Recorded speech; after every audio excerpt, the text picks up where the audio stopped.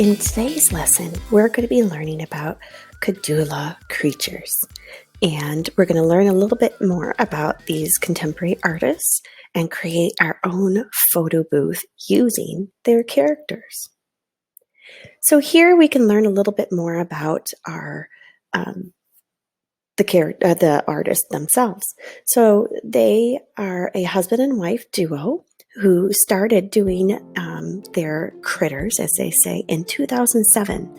They live in Brooklyn, New York, and they also do a lot of shows. They travel and go around, so they juxtapose some of their critters onto actual photography pictures that they take. And they also create other ones that you can purchase from their website of their critters that are inside of the jars.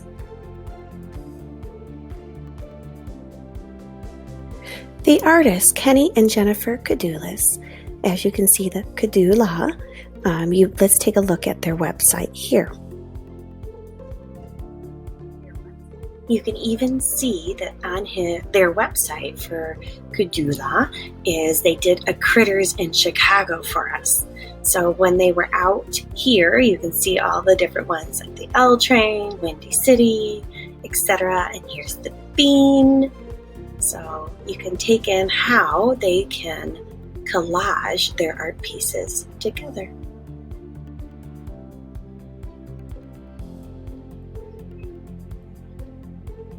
When you go to their website, as I just showed you, here are some of their critters. You can purchase them where they put it on the canvas and they stretch it out and put it on a wood block. On the back, they have the critter's name and also a story. For example, here is Kiwi, and it goes me, meep, meep, which translation says, I am a small bird, pick me up, let's play, I love you. So it really gives you all of these great little tidbits about the character and some of their stories. For example, here's also Catopus, and it says, whether it's slinking through an alley or swimming the seas, Catopus leaves no uncharted territories or hearts. Ever since Quadrupus laid eyes, 5 to be exact, on this saucy sea cat, he was smitten. Maybe this is why our bashful gal is always blushing. So there are actually 16 in this collection, and they do retire some of their critters. So that kind of makes them even more exciting when you have that.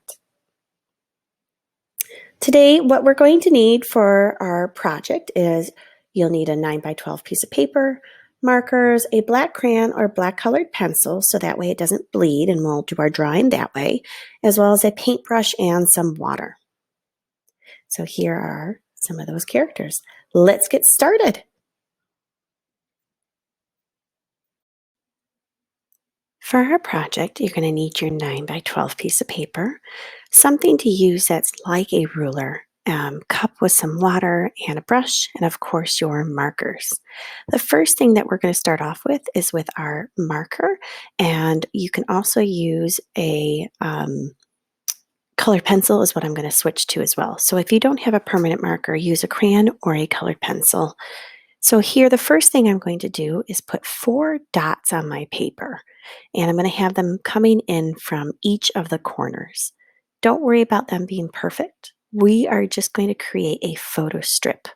So even if the lines aren't exactly straight or the same length apart, that's fine too. It just gives our paper a little bit more character, and that imperfection just tells a little bit more of a story. So here you can use, if you don't have a ruler, you could use your textbook or a folder, either or, anything with a straighter edge. So as you can see, it works by coming in, and even having that angle makes it fun where it looks like it's a little further in the back and then it's coming closer to me. Now what we're going to do is we're going to draw 3 lines horizontally, and that will give us all of the different spaces for our picture to take place. So I'm going to use a different marker here, and I'm going to draw a straight line across. Don't make it too skinny. So there's number 1, number 2, And number 3.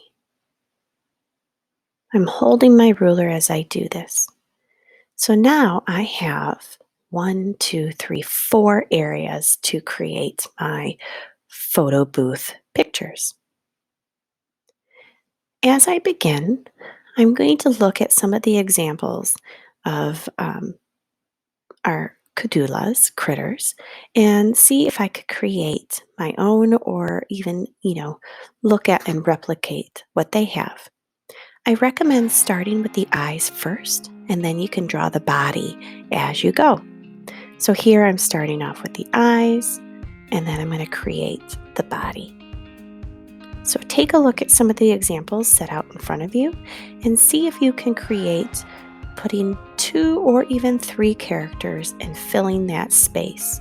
Remember, we've talked about space on our paper, meaning zooming in really close. So if you don't want to do the whole body, are they a little bit further back? When you go into a photo booth to take a picture, you're really close. So think about, you're not going to get the whole character in there unless one is really tiny in the back, but think about that too. All right, so using my color pencil, you can see I'm going in and I'm making a thick outline. And that's something that each of their critters are known for.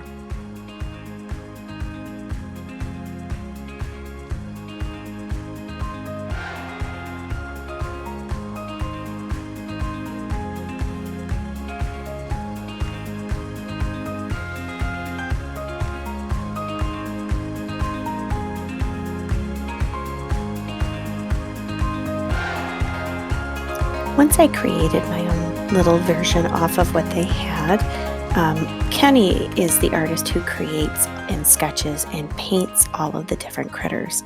And Jennifer, his wife, is the one that comes up with all of their bios after he names them and sketches and paints them.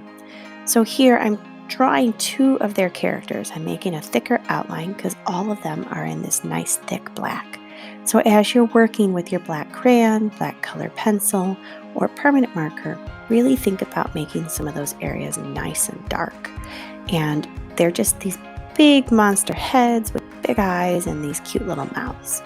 So take your time, add in those details, and continue filling in each of your photo booth spots with 2 or 3 characters.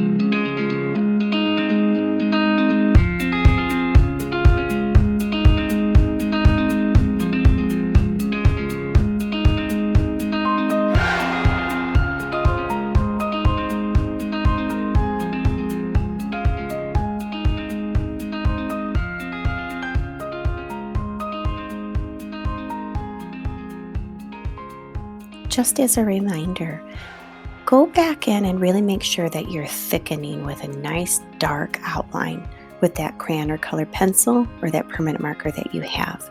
So really go back over all those lines, really study the characters so you can see where the shadows end up.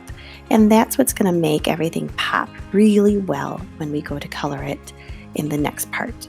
So enjoy looking at the different characters, recreating your own, have them upside down, coming in sideways. Maybe you only see the ears. Maybe you see them really close or really far away. It's entirely up to you.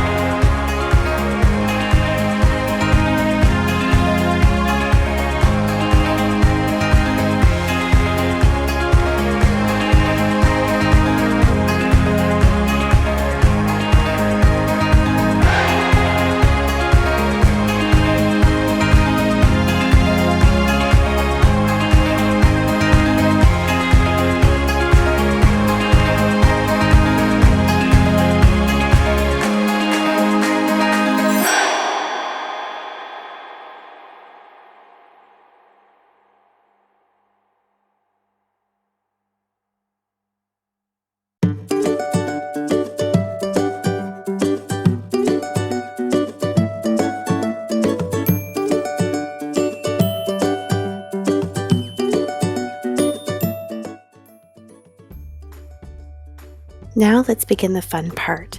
We're going to put our marker, crayon, color pencil away, and I want you to take out your washable markers, and we're going to create a marker wash. So all I want you to do is we're not going to color in everything. Instead, I want you to go and outline in the colors in the areas that you want to use. So here I'm going to grab my first color and I'm going to start in the heart. And I'm just going to go around a nice thick layer around the outside of it, as well as doing around the eyes.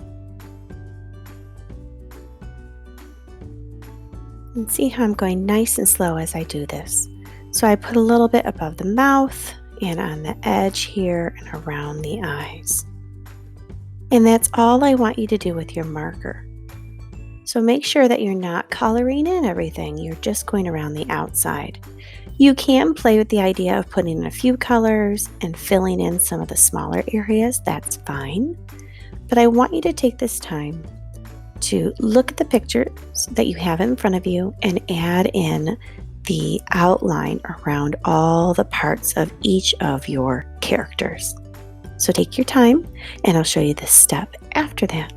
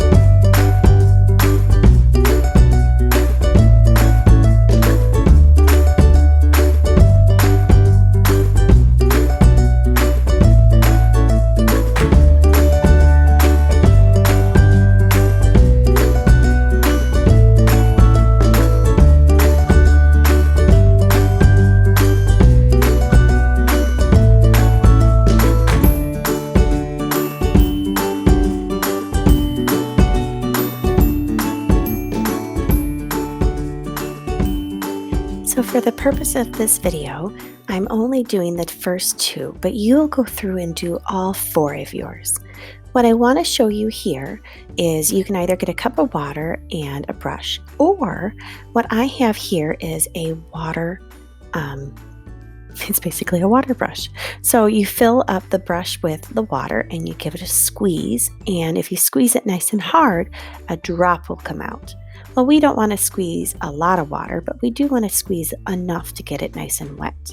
So we're not rough with the brush, but what you want to do is squeeze the water gently so you don't have a river going on there, and you're going to wake up the marker. When you wake up the marker, it's going to paint that marker. So it's going to stay nice and dark, and then it's going to go to a medium and a light color. So you can go over everything using this one brush, which is so much fun. So be gentle when you're squeezing it, so that way you don't have a river on your paper. And you want to wake up the markers just enough, so not too much. You can see I'm just quickly going over and waking up the marker a little bit until it fills in. Some colors do a better job than others. You might see a little mixing, and that's fine too.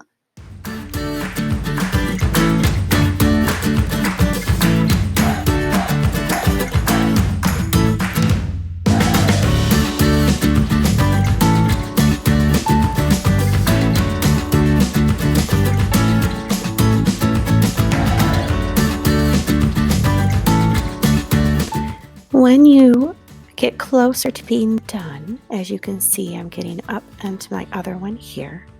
I find it's easier to work when something's closer to you, and then you can work your way away. You can always turn your paper. I work in ways so I'm not smudging or smearing, but remember, beautiful oopses, right? So once you are finished, the next thing that we're going to do is take out a black water soluble marker, so your Crayola marker. The reason we use the permanent marker or a colored pencil or a crayon is it does not wake up with water like a Crayola marker does, or whatever type of marker that you have. So to make this stand out a little more, I'm going to use a black washable marker, and I'm going to just, without my ruler, just trace over those lines of the outside box. And what this is going to do is just make everything pop just a little bit more. And when you look at the Cadulas that Kenny and his wife Jenny do and the bios that they come up with, there's always that little bit of shading. So all I'm going to do is gently go over the black lines, and I'm going to smudge it a little bit out, and this is going to create almost like a gray shadow. So you know how we use our fingers with the pencil and how we can shade and smudge a pencil with our finger? You can do the same thing with wetting down a marker. Once you're done with your whole picture, take a picture and post it for me. And when you're done, I will see if I could put it on my Instagram. My Instagram is at Mrs. Holland Art. Thank you for watching Mrs. Holland Art Room.